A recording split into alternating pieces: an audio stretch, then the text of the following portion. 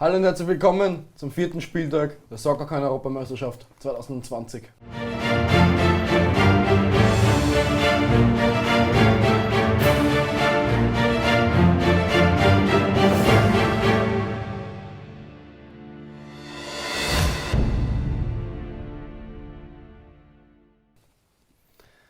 Ja, ich darf wieder herzlich begrüßen heute bei mir im Studio unseren Soccercoin TV-Experten René Hobeck. Hallihallo von meiner Seite. Ja, wir haben heute den 4. Spieltag. Wir schließen die Gruppe D ab und kommen schon in Gruppe E mit 2 Partien. Und die erste Partie heute in der Gruppe D ist Norwegen gegen Tschechien. Weiters ist die Gruppe E dran mit dem Spiel Spanien gegen Schweden, auf alle Fälle interessante Partie. Die auf jeden Fall, ja. Und natürlich Polen gegen Irland. Das könnte auch interessant werden. Ziemlich ausgeglichen. Ja, körperliches Spiel auf jeden Fall. Ja, dann würde ich sagen, fangen wir mit den Highlights an. Dann starten wir rein. Vorweg noch eine Frage. Dein Tipp für die erste Partie? Mein Tipp für die erste Partie, glaube ich, unentschieden zwischen Norwegen und Tschechien. Bin ich bei dir? Zweite Partie? Die zweite Partie ist meiner Meinung nach Spanien der Favorit. Und im letzten Spiel glaube ich, dass wieder ein Unentschieden kommt. Das heißt, wenige Tore. Hoffen wir, dass du nicht recht behältst. Kann ja Los geht's! Unentschieden mit 2:2. Ja, starten wir in die erste Partie hinein. Wie gesagt, Norwegen gegen Tschechien, der Gruppe D. Also hier, in meinen Augen, ohne den Mannschaften nahe treten zu wollen, eine reine Außenseite. Beide Mannschaften haben nur Außenseiterchancen. Deswegen glaube ich, bist du mit deinem Unentschieden wahrscheinlich gar nicht mal so weit weg. Norwegen mit der sogenannten Geheimwaffe 2020 im Sturm mit Erling Haaland. Ja, na klar, der Junge hat nichts zu verlieren, wird weiterhin Gas geben. Schauen wir mal, was ihm gelingt. Ja, fangen wir die Partie an. Nordfight ist auch schon ein alter Hase, der versucht hinten natürlich die Bank zu halten. Mal sehen. Norwegen fängt gleich sehr offensiv an. Aber gleich mal ein Fehlpass. Ja. Ich glaube, wie gesagt, das wird ein schwieriges, zerfahrenes Spiel werden. Wir sind doch schon in der 30. Minute. Die erste Chance jetzt auch nur eine nicht genaue Flanke und schon das Abseits. Ja. Wenig Spielfluss bei beiden Mannschaften. Schauen wir, ob das Abseits richtig war. Ja, ganz klar, zwei Mann sogar. Beide sogar im Abseits. Also wäre egal gewesen, wer den Ball bekommt. Und das war ein Foul. Foul am jungen Odegaard, der läuft auch seiner Form irgendwie hinterher, wurde mal als großes Talent zu Real Madrid transferiert, konnte sich dort logischerweise mit seinen jungen Jahren nicht gleich durchsetzen. Seitdem sucht er den Anschluss. Ja, klar, das ist Foul. Gelbe Karte meiner Meinung nach nicht. Nein, Ball gespielt, also ein bisschen Ball gestreift, sagen wir mal so. Deswegen. Und jetzt kommt Norwegen mit der vielleicht ersten starken Chance, wieder nach außen. Odegaard wieder. Ja, Eckball. Nicht gut gemacht. Und jetzt ist der folgende Eckball. Odegaard bei jedem ruhenden Ball, das ist schon mal gut. Schauen wir, was die Ecke bringt.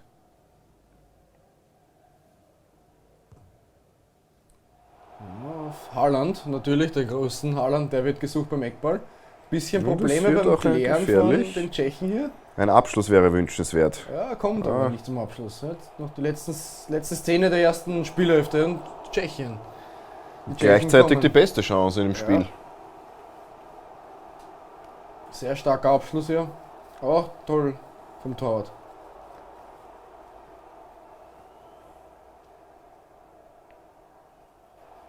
Ja, zweite Spielhälfte. Norwegen jetzt von rechts nach links. Wieder über den Flügel. Elyounoussi mit der Flanke. Auf King. Abschluss King, der Premier League Spieler, ja, der sehr, kann sehr es. Stark. Norwegen geht in Führung mit 1:0. Kann man mal machen. Ja, Toll das gemacht, ist auf alle Fälle. definitiv. King ist auch ein guter Spieler, ist etabliert in der Premier League. Das allein ist schon eine Tatsache für sich. Macht er in dieser Sache gut. Schlecht, aber auch verteidigt vom tschechischen Innenverteidiger hier. Definitiv. Hätte er besser machen können. Aber Keiner Vorwurf. Perfekt. Keiner Dropkick, kurzer Eck. Perfekt.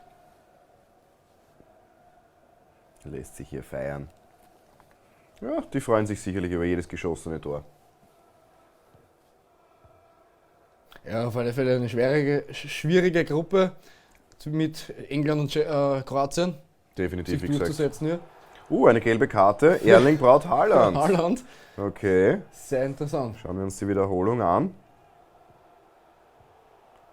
Ja, na gut, Ja, ganz steigt klar er noch, Frustfall. Ball schon lang weg und dann steigt er noch hinten rein. Ganz klar ist Frustfall.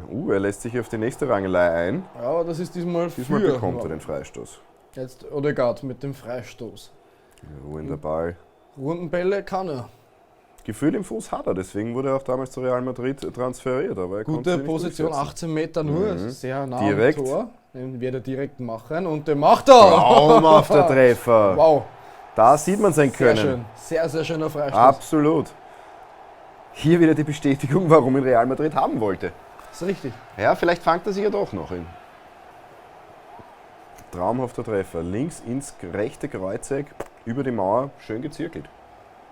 Werden wir auch gleich nochmal sehen. Ja, Position war auch super. Sehr schön unhaltbar für den Tormann. Tormann kann natürlich nichts Kein mehr machen. Vorwurf, ja. Hier nochmal aus der anderen Perspektive. Über die Mauer. Obwohl sie springt, Ja, trotzdem keine keine Chance. Verdient, oder? Ja, eindeutig. Mhm. Von Tschechien noch bis jetzt keine Chance gesehen. Absolut, ja. Aber vielleicht kommt jetzt die erste Chance der Tschechien. Ja, starke Chance. Gut vom Torhüter. Tut mir leid, zweite Chance der Tschechen. Ja, zweite Chance, so wollen wir nicht sein, gell? Die Aber waren ja schon die, mal dran, aber da gut vom Torhüter mitgearbeitet. sehr wichtig, sehr wichtig. Wieder Na, die Tschechen Sie wollen es mit nochmal wissen, aber das Spiel ist quasi vorbei. Schlussphase, Letzte Chance. wieder gut verteidigt der Norweger, Haaland. Nochmal nach vorne. Ja, wird Das nichts dürfte mehr. es gewesen sein. Ja, Norwegen siegt hier gegen die Tschechen. Verdient auf alle Fälle. Ja, definitiv. Eine kleine Wunderkugel, diese beiden Mannschaften, aber ja, verdient. Ja, dann kommen wir zur nächsten Partie. Fangen wir an in Gruppe E. Die nächste Partie, ein Topspiel, auf alle Fälle ein Topspiel zwischen Spanien und Schweden. Dein Favorit, wie gesagt, Spanien dieser Gruppe. Ich glaube, jeder, der Fußball kennt, muss hier Spanien favorisieren. Jetzt, wo auch Zlatan Ibrahimovic nicht mehr bei den Schweden spielt, vielleicht schwirrt noch irgendwo der Geist in der Mannschaft herum. Spanien wird sich durchsetzen. Ja, und dann nachher kommen wir schon zur dritten Partie des heutigen Spieltages zwischen Polen und Irland. Polen und Irland, Polen natürlich, Levergoal. Die Iren sind auch immer für ihren Kampfgeist bekannt, kommen auch sehr stark über die körperliche Komponente, aber Levergoal ist einfach eine Maschine. Auch hier tippe ich auf die Polen. Beide Tore, 2-0 Polen, beide Tore Lewandowski, mein Tipp. Okay, ja. Schauen wir uns die Partie zwischen Spanien und Schweden mal an.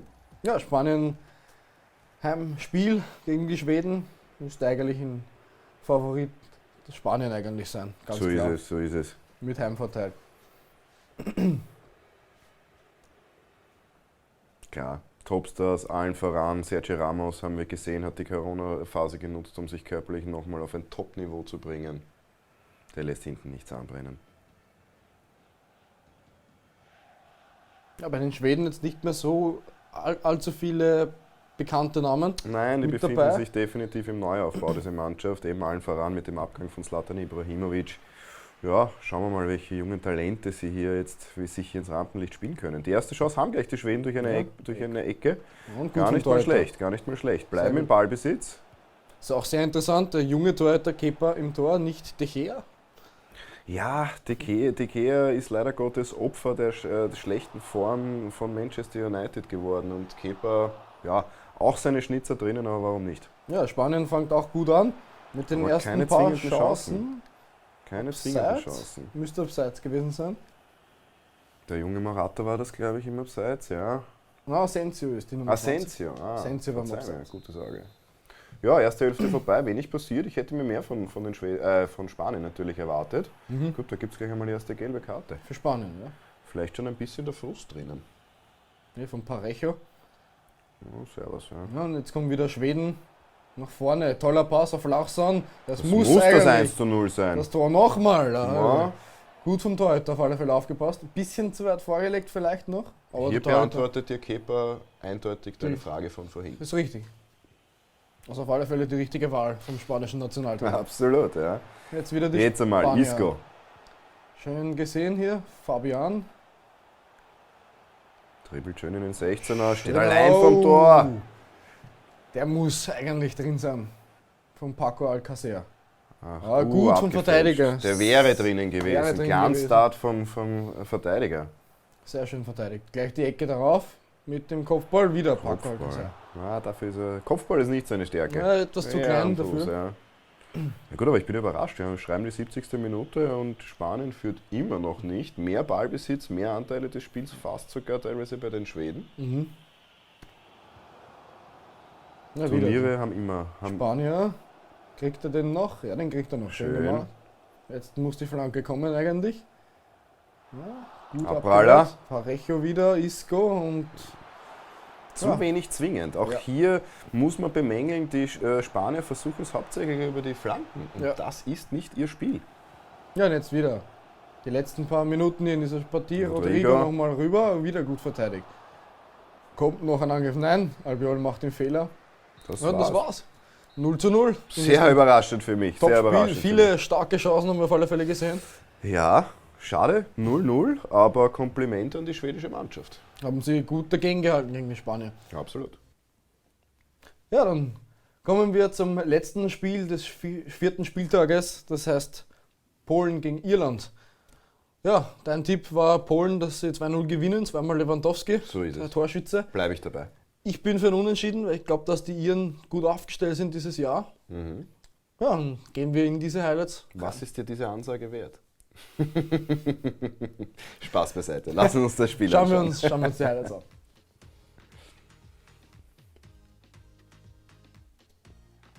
Ja, Polen auf alle Fälle zu Hause wieder. Gegen die Iren.